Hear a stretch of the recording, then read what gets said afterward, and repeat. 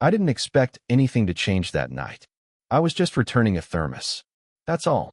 I'd been sick for 3 days, the kind of fever that makes the room feel too small. I hadn't told anyone. Didn't really have anyone to tell. Around 10 the other night, there'd been a soft knock on my door. Not urgent. Just there. When I opened it, she was standing there. Barefoot, gray cardigan, hair loosely tied, like she hadn't meant to look put together, but somehow still did. "You sounded rough earlier," she'd said, holding out the thermos. "It's just soup. Don't argue." I hadn't argued. Now I was standing outside her door, turning the lid in my hands like it was fragile. The hallway light hummed faintly above me. I knocked. She opened the door almost immediately, like she'd been nearby. "Oh," she said, and then she smiled. And I felt something I can't explain. It wasn't dramatic. No music playing in my head. Just a shift. Like the room had tilted half an inch. "You're alive," she said lightly. "Good. I was about to check your pulse again." "I would have pretended to be dead," I said. My voice still sounded rough. She laughed under her breath. Not loud. Not polite. Real. I held the thermos out. It was good. I mean, really good.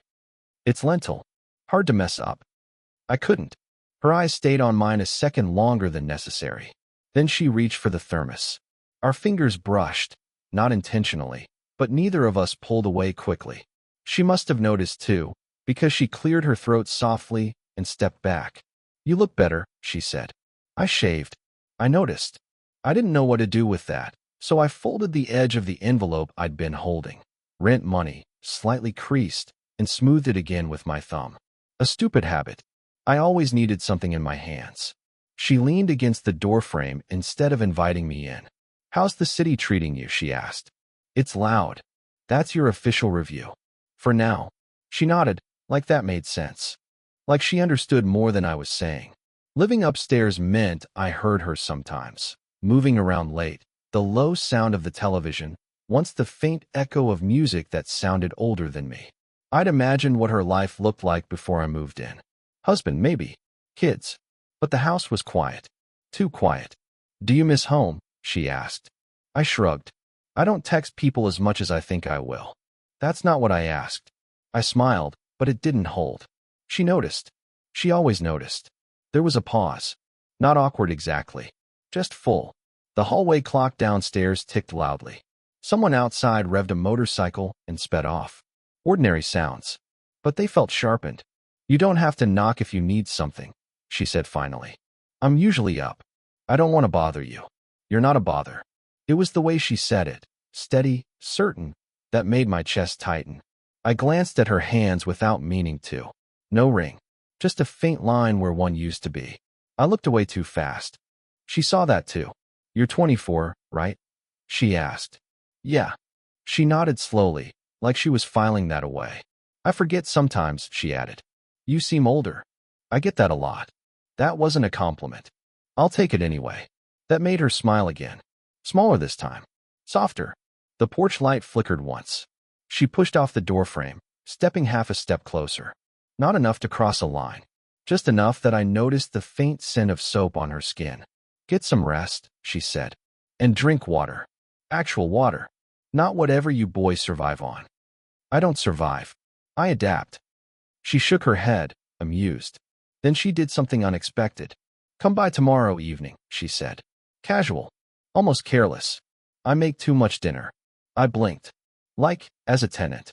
As someone who needs real food. A pause. Unless that's strange. It's not strange. But it felt like something. Something I didn't have a name for yet. "Okay," I said. "Tomorrow." I walked back up the stairs slower than usual. Inside my apartment, the air felt different. Quieter than before. I picked up my phone. Scrolled through old messages I never sent. Typed one. Deleted it. Then, a minute later, my phone buzzed. Unknown number. It wasn't unknown. "Don't skip," the message read. 7:30. I stared at it longer than I should have. She'd never texted me before. And suddenly, tomorrow felt closer than it should. I almost didn't go. At 7:22, I was still upstairs, standing in front of the mirror like I was about to interview for something I didn't understand. I changed my shirt twice. Told myself it was just dinner. Told myself she'd probably made extra out of habit. At 7:31, I knocked. She opened the door like she'd been counting the seconds. "Thought you skipped," she said. "I don't skip food." That's reassuring. Her kitchen was warmer than mine. Not temperature, just lived in. A small radio hummed low on the counter. The table was already set for two, though she pretended it wasn't deliberate. "It's just pasta," she said. "Don't expect the soup performance." I've lowered my standards. She narrowed her eyes. "Careful." We ate facing each other. No candles. No music turned up. Just the sound of forks against ceramic and the occasional car passing outside. "You cook like someone who's done it for years," I said. "I was married for 17, she replied, like it was a grocery list item. I nodded. 17's the long time. It is. She didn't look sad when she said it. Just factual, like she'd already done the math enough times. "Do you still talk?" I asked, then immediately regretted it. "Sorry, that's not my business." "It's fine," she said. She wiped her mouth with a napkin, folding it once. "Precise. We talk when we have to. Paperwork. Taxes. Adult things. No kids." She didn't say it, but I understood. "That's it?" I asked quietly. "That's it." There was something in the way she held my gaze after that. Not asking for sympathy, just checking if I'd flinch. I didn't. "I've never lived with someone that long," I said. "Longest I stayed was 2 years. College roommate." "That's not the same." "I know." She stood to refill our glasses with water. I watched her move around the kitchen like she'd memorized every corner of it. She didn't rush, didn't fidget. "I used to think," she said, back turned to me, "that if you stayed long enough, you'd automatically be understood. And," she glanced over her shoulder, "it doesn't work like that." I felt that somewhere I didn't expect to. Upstairs, my apartment was mostly silent. No photos on the walls. No one's toothbrush next to mine. I'd gotten used to eating over the sink some nights. Not because I had to, just because it felt easier than setting a table for one. I don't think anyone's ever really known me, I admitted before I could stop myself. The words hung there. Too honest. Too sudden. She didn't answer right away. She walked back to the table and sat down. Closer this time. Not across, beside. "I doubt that," she said softly. "You hide less than you think." I looked down at my hands. I'd started folding the corner of my napkin again, pressing it flat, undoing it, like I needed proof of something solid. "You notice too much," I muttered. "That's part of my job. Landlady. Woman who's lived." That made me laugh, quietly but real. Our shoulders were almost touching. Not quite. The silence shifted. It wasn't empty anymore. It was aware. "You know this is," I started, then stopped.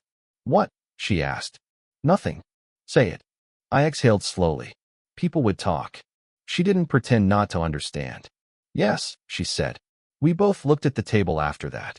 At the condensation on the glasses. At the faint scratch in the wood between us. "You're 24, she added, not accusing. Just stating. "I know how old I am. And I'm not." "I know that too." A small smile tugged at her mouth, but it didn't quite land. For a second, just a second, I imagined leaning closer. Imagined what would happen if I closed the distance. How it would feel to rest my forehead against hers. How it would complicate everything. I didn't move. Instead, she reached over, casually, almost absent-mindedly, and brushed a crumb from the corner of my mouth with her thumb. It was nothing. It was everything. Her hand lingered half a breath too long before pulling away. I don't know why that moment stayed with me. I'd think later. Maybe because it felt like someone finally saw me. It shifted after that night. Not suddenly. Just enough to notice. She started texting first. Small things. "Mail came for you. Turn your music down. You left the hallway light on." But sometimes, nothing practical at all. "Did you eat?" I'd stare at those 3 words longer than I should have. Type a reply. Delete it. Type again. "Yeah." Then, after a pause, "You." Upstairs didn't feel as separate anymore. I caught myself listening for her footsteps below, timing my trips to the kitchen with the sound of her cabinets closing. It wasn't planned. It just happened.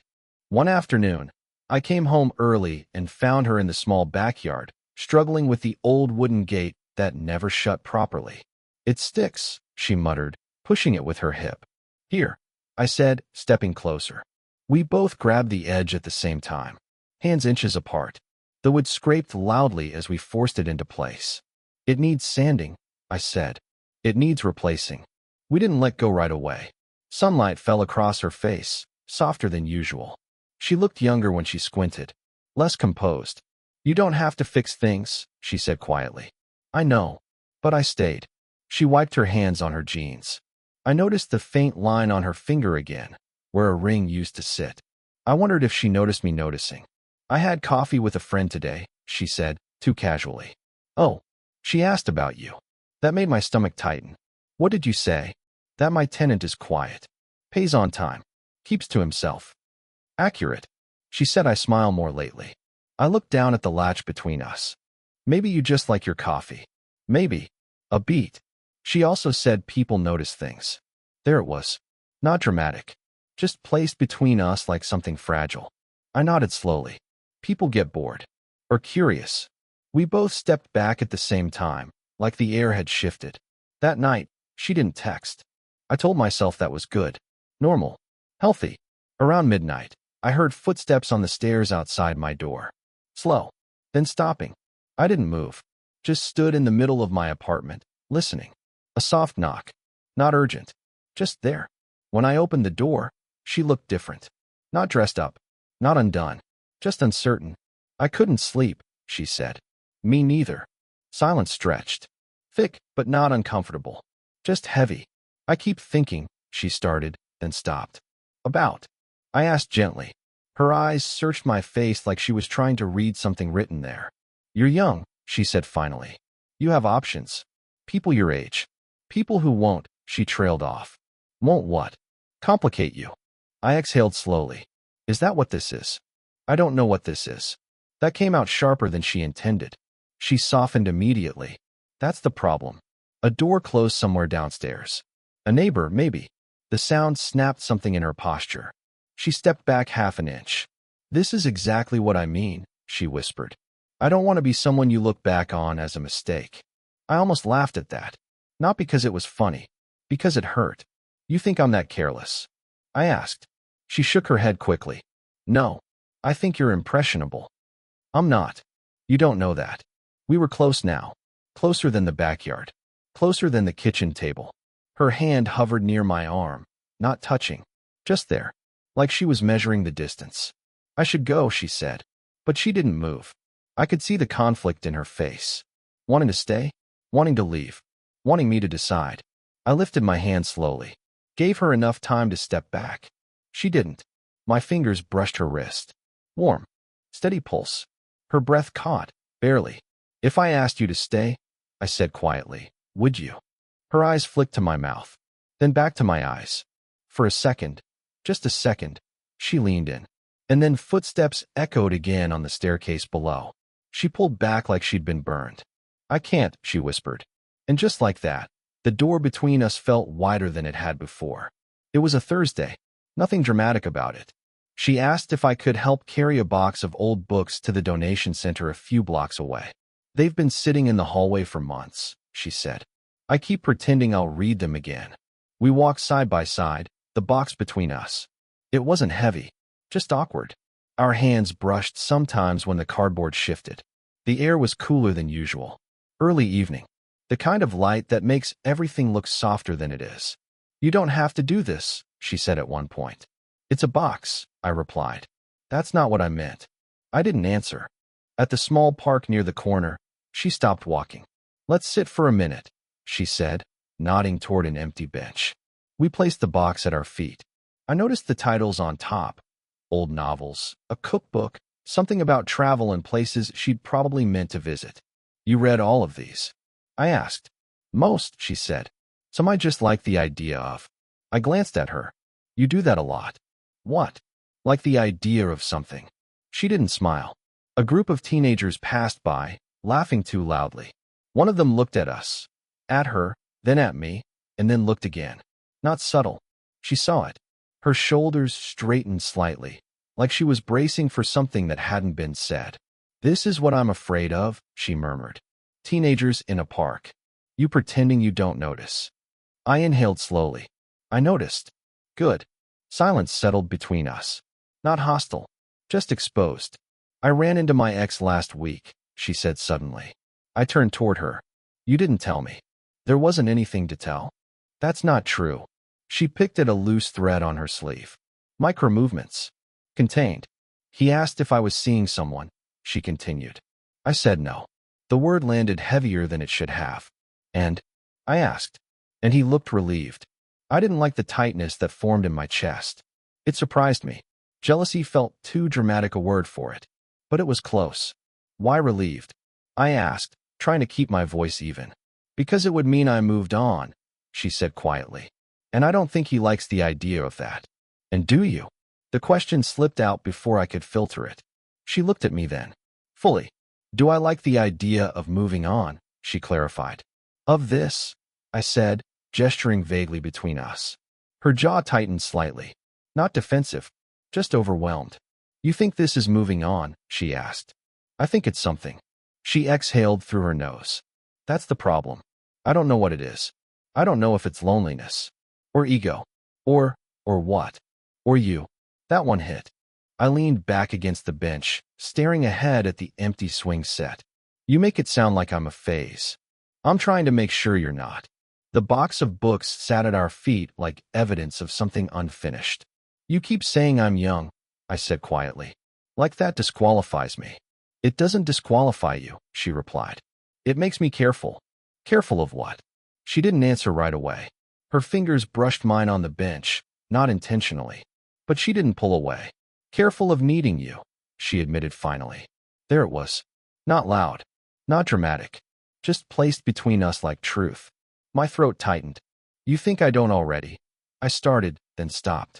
She turned toward me, closer now, searching my face for the rest of the sentence. Don't already what? She asked softly. I could feel the shift. The point where something would either be spoken or swallowed. Her hand moved, slowly, deliberately, resting against my chest, like she was checking if my heart was actually there. It was too loud. If we cross this line, she whispered, eyes flicking to my mouth and back, there's no pretending it was nothing. I leaned closer. Not touching, just enough to feel her breath mix with mine. And if we don't? I asked. Her lips parted slightly. A question forming. Or maybe an answer. But she didn't say it. She just looked at me like she was waiting to see which version of us would win. The next morning, she was different. Not cold. Not rude. Just composed. Too composed. I heard her moving around downstairs like usual, but there was no text about the hallway light. No casual "did you eat?" Nothing that reached upstairs. I told myself that was normal. We had almost crossed a line. Of course things would recalibrate. By the third day, recalibrate started to feel like retreat. I came home that evening and found a small note taped to my door. Rent can be left in the mailbox this month. No need to knock. No need to knock. I stood there longer than necessary, reading the sentence again like it might change. It was practical, reasonable, landlady behavior. It felt like a locked door. I didn't knock. Instead, I folded the rent envelope carefully, smoothing the crease with my thumb the way I always did, and slid it into the metal box downstairs. I heard it land. A hollow sound. The next week, she wasn't in the backyard. The gate stayed crooked. The porch light flickered for 2 nights before I replaced the bulb myself. I left the old one by her door. She returned it with a sticky note. Thank you. Just that. I started coming home later. Not because I had somewhere to be. Just because I didn't want to hear the quiet. One evening, as I stepped inside, I heard another voice downstairs. Male. Older. Familiar in a way that made my stomach tighten. I paused halfway up the stairs. Just checking in, the man was saying. You don't have to handle everything alone. I'm not alone, she replied. Her voice was steady. Polite. There was a pause. You sure? He asked. I'm sure. I didn't need to see him to know who it was. I went upstairs without making a sound. That night, I didn't sleep. The next day, she texted for the first time in a week. Sorry about yesterday. That was my ex. He still has a key for storage. I stared at the message. Typed back too quickly. You don't owe me explanations. 3 dots appeared. Disappeared. Appeared again. I know. That was it. I read it over and over. I know. It didn't comfort me. It didn't accuse me either. It just sat there. Later that evening, I heard laughter downstairs. Not loud. just soft enough to travel through the vents. For a second, I thought he was back, but it was her. On the phone.